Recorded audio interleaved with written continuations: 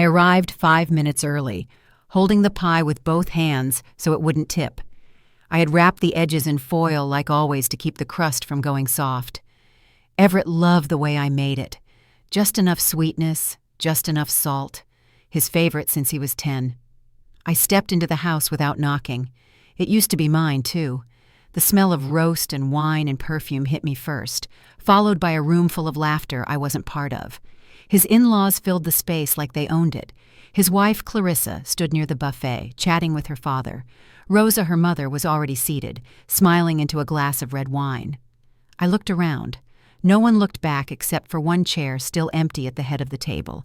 I took a slow step toward it, balancing the pie carefully, already wondering if they'd remembered to put out the dessert plates. Everett moved fast, too fast for it to be casual. He blocked my path with a smile that didn't touch his eyes. "That's for Rosa," he said quietly. "You can sit in the kitchen." I blinked. "What?" He didn't repeat himself. He didn't need to.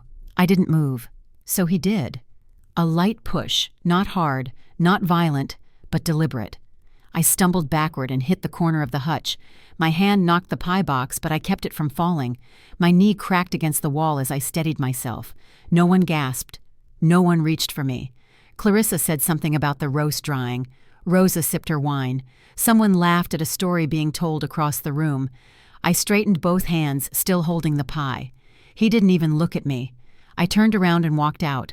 Down the hall, through the door past the porch, I built into the driveway I helped him pay for. I didn't slam the door. I didn't cry. I just walked. The foil on the pie was still warm against my fingers when I reached my car. I sat on the porch with the pie beside me, untouched. The foil had started to lose its warmth, just like the ache in my knee had settled into a dull, steady throb. I pressed my hand to it, not to ease the pain, but to feel something, anything, to prove I was still here. Across the yard, the porch light flickered. That old bulb had needed changing for weeks. I'd mentioned it to Everett last time he dropped by. He'd nodded, distracted already, halfway back to his car. It wasn't always like this. Whenever it was 5, I worked nights at the oncology unit and days cleaning at the school so he could go to a better district. I used to nap in my car between shifts, dreaming of nothing except making it to payday. I never complained, not once, because he was worth it. When he was 15 and wanted to apply for early college prep, I didn't have the money, so I sold the only thing I had left from Franklin, my engagement ring. He never knew. He just beamed when that acceptance letter came in the mail and said, "Told you I'd get in, Mom." At his high school graduation, he pulled me in tight, Cap still crooked eyes glassy with pride. "You'll always live with me, Mom. You're the reason I made it. I didn't ask for a promise. He gave it freely. Now 20 years later, that same boy told me without flinching that I wasn't welcome at his table. And maybe it wasn't the push that hurt the most. It was the silence, the ease with which he erased me. I leaned back against the porch post and looked up at the sky. No stars tonight. Just the hum of distant traffic and that flickering bulb. The pie sat there beside me, a sad reminder that even tradition can be unwelcome. I wrapped it back up, placed it in the fridge, and turned off the light. But before I went to bed, I opened the hallway cabinet and noticed the folder was missing. I keep my important papers in a fireproof lockbox in the hallway cabinet, birth certificates, Franklin's discharge papers, the deed to the house. I hadn't opened it in months, but something pulled me there that night, as if my bones already knew what my mind hadn't caught up to. The box wasn't locked. Inside the envelope labeled home, title and deed, was gone. So were the notarized letters Franklin and I signed when we refinanced in 2001. I stood there for a long moment trying to reason with myself. Maybe I moved them. Maybe I gave them to my lawyer during tax season, but that wasn't right. Then I remembered. 3 weeks ago, Everett had stopped by unexpectedly holding a manila folder and a Starbucks cup. He said something about taxes, about needing my signature for a routine filing so we wouldn't get flagged. I'd been cleaning the baseboard's knees, sore hands, cramping. I didn't read much, just where to sign. He kissed my cheek and left before the ink dried. I never thought I'd have to question my own child's intentions. The next morning, I drove to the county recorder's office. I didn't call first. I didn't bring Everett. I just went. The clerk behind the counter was polite, efficient. She printed the updated records without a word. It took less than 2 minutes. When she handed me the copy, I scanned the lines twice, then again. The name Everett Moore was now listed under co-owner. So was Rosa Martinez. Mine was still there, but it was no longer alone, no longer primary. There was a new clause, too, one I hadn't seen before. Any changes to the property now required all parties' signatures. My throat tightened. My hands didn't shake. I just folded the papers neatly, thanked the woman behind the glass, and walked to the parking lot in silence. The sun was hot on the hood of my car. I rested my hand there for a second, grounding myself. Then I unlocked the door, slid into the driver's seat, and pulled out my phone. I dialed a number I hadn't used in years. Thomas Greer used to say that it wasn't paranoia if you were right. He handled Franklin's will when we were barely scraping by and came back again when the house was finally paid off. We hadn't spoken much, but I kept his number tucked behind an old photo of Franklin in my wallet just in case. I called that number from the car. He picked up on the second ring. His voice was slower now, lower than I remembered, but steady as ever. I told him I needed his help. I didn't explain everything over the phone, just enough to make him pause. He said to come in Monday at 10 o'clock. Quiet. No fee for Franklin, he said. And for you. I hung up and didn't cry. Back home, I opened the cedar chest in my bedroom. Beneath the quilts and the letters and one old Easter card from Everett Crayon, faded, but still saying, I love you. Mommy was a sealed brown envelope. Inside it was the original deed, not a copy, not a scanned version. The original drafted and notarized in 1998 with a handwritten clause. Franklin had insisted on no transfer of ownership permitted without written signed and witnessed consent by the primary title holder, Cheyenne Moore. No one ever bothered to check if I kept a backup, and Everett, for all his boldness, had never asked. But I had more than paper. 2 years ago, I'd recorded Everett on my phone. We were on the porch drinking coffee. He'd been bragging about some loan deal, and I'd said, half joking, "Don't you go selling this house out from under me one day." And he laughed, then said, "Mom, come on, this house is yours. It'll always be in your name. I'd save that file under morning coffee." I hadn't listened to it since. I played it again that night. The sound of his voice made my stomach turn, not because of what he said, but because I no longer believed a word of it. On Monday, I'd walk into Thomas's office with more than just proof. I'd walk in ready. She didn't call first, just rang the bell like she belonged there. I opened the door to find Rosa on my porch wearing oversized sunglasses and holding a plastic folder in one hand like it was a clutch. She didn't wait to be invited in, just stepped past me, commenting on the Aylas like we were old friends. Everett said you'd want to get a head start. She began setting the folder down on the entryway table. You know, before the move-in. I stood still. Move in. She smiled as if I were a child needing a reminder. We're planning for late July. It'll be easier for the kids before school starts again. Everett mentioned you'd be shifting into the guest room so we can convert the master into a nursery eventually. I said nothing. She wandered toward the study, glancing around like she was already measuring curtains. We'll need this space, of course. Hope you're okay giving it up. It's too dark to be a bedroom, but Everett says we can knock down the sidewall to open it up. She ran her fingers along the bookshelf. These old photos, so sweet, but we'll probably pack them up to keep things minimal. Clean lines, you know. The fake sweetness in her voice scraped against every nerve in my body. She wasn't being cruel, just efficient, polite, like someone talking logistics about a hotel room that needed repainting. Not the home where I had lived, grieved, raised a son and buried a husband. "I'll let you process," she said on her way out. "We'll send a painter by next week." Neutral tones, don't worry. When the door shut behind her, I didn't curse. I didn't yell.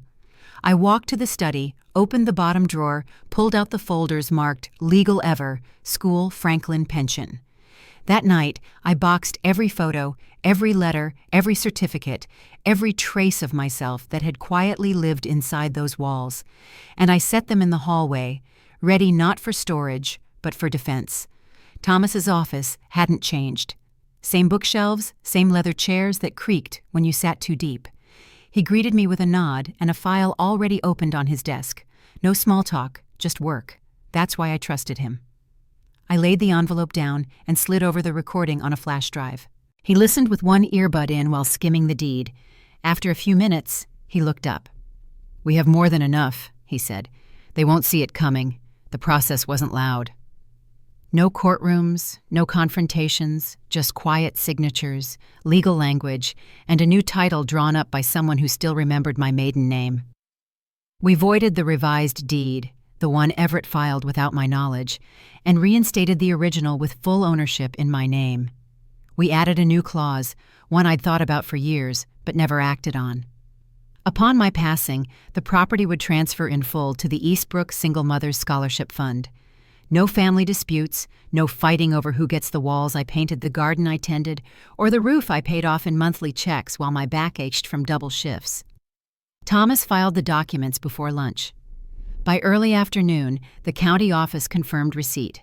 Afterward, I walked 2 blocks to the city office and filed a formal change of occupancy. No shared living, no joint tenant. The woman behind the desk looked confused when I clarified, "I live alone, and I plan to keep it that way." I thanked her and stepped outside into the warm light. The sun felt different on my skin, less like a burden, more like a shield. He didn't knock. The sound of the door hitting the frame made me look up from my chair in the study. Everett stood there, red-faced fists, clenched like a boy who didn't get his way. "What did you do?" he snapped. The bank froze the refinance. They said the title reverted. Rose's parents were going to invest. I didn't stand. I didn't raise my voice.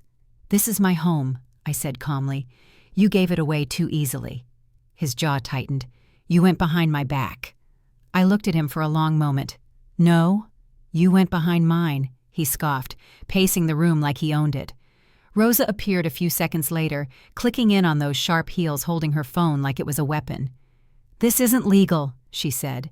"You can't just erase people from property like that. We'll take you to court." I reached down beside the chair and lifted a plain folder. Nothing dramatic, just paper. I handed it to Everett. "In there is the original deed, the audio recording, and the signed documents you handed me that day on the porch, the ones you said were for taxes." He didn't open it. Rosa grabbed it from him, flipped through a few pages, then froze. She recognized the notary stamp, the signature, his handwriting. Everett took a breath, like he wanted to say something noble or final, but all that came out was, "You didn't have to do this. I finally stood, meeting his eyes, and you didn't have to lie." I walked them both to the door, without another word. Rosa was still talking, threats, questions, noise, but I'd stopped listening. I opened the door. They stepped through. Then I closed it quietly, firmly, and locked it just once. They didn't come back, not physically, but the consequences did. Within a week, I overheard the whispers at the grocery store. People talk when something goes wrong, and Everett had built his life too publicly to hide the unraveling. His business deal, the one Rose's parents had backed, fell through completely. Word was the refinance was a key part of the leverage. Without the house, there was no collateral. Without collateral, there was no investor confidence. And without that, Rosa's family wanted nothing to do with it. They say Rosa moved into her parents' condo for a while. Everett stayed behind making calls that went nowhere.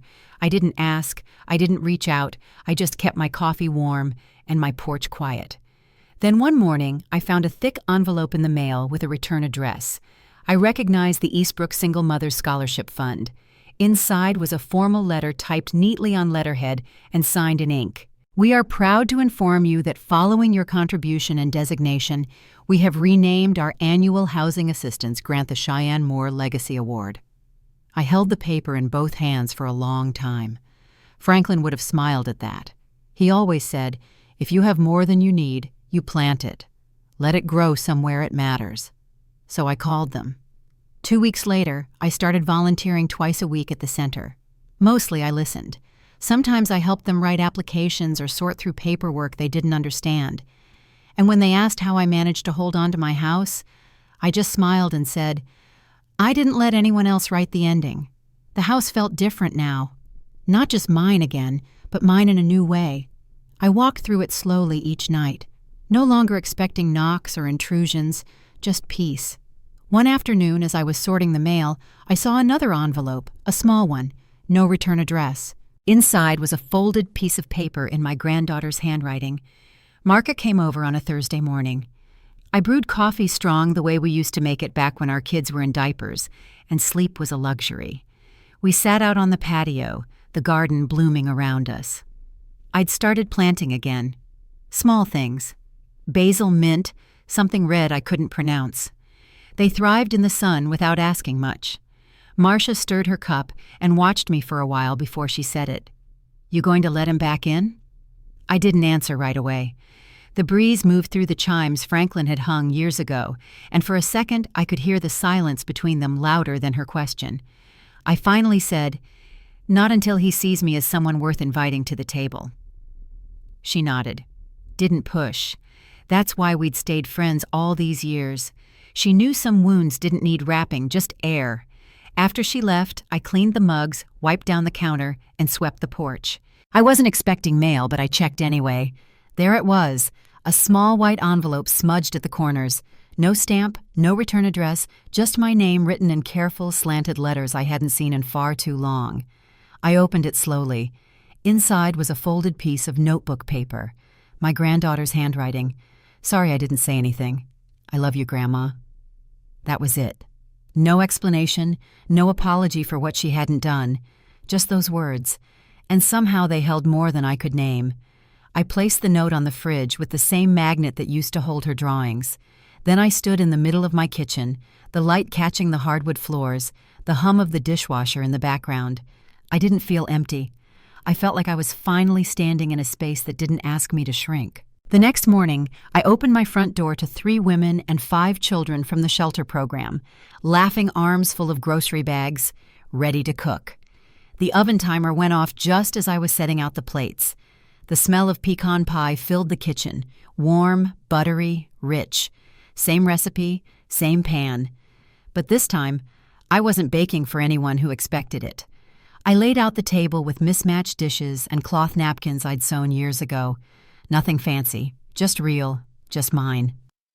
At noon, the front door opened with a soft knock, followed by laughter. 3 women from the shelter program stepped inside, each carrying something, a salad, a casserole, a toddler half asleep on her shoulder. The kids ran in, first wide-eyed and already asking about dessert. We filled the table Everett once tried to hand away like it was his to give. No one talked over anyone. No one fought for the best seat. Everyone simply made room. The food disappeared fast. Seconds were served. A spilled cup was cleaned up without fuss.